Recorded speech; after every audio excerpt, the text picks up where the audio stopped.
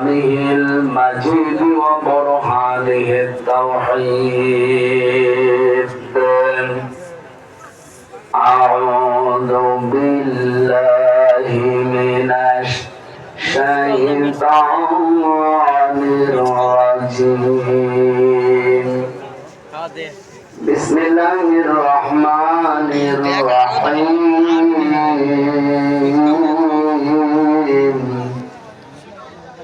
كلوا وارعوا أنعامكم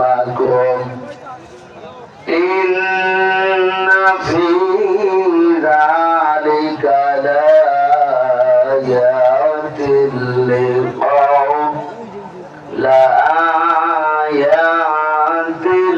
لأولي الألباب.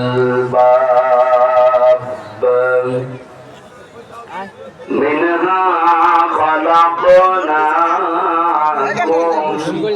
وفيها نعيدكم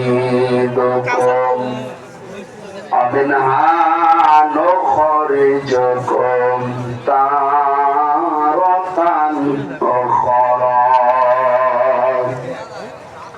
صدقت يا ربنا.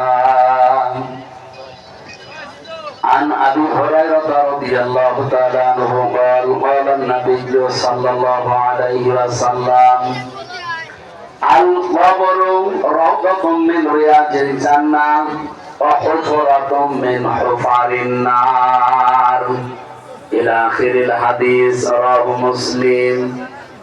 وما زادهم إلا إيمانا وتسليما. اللهم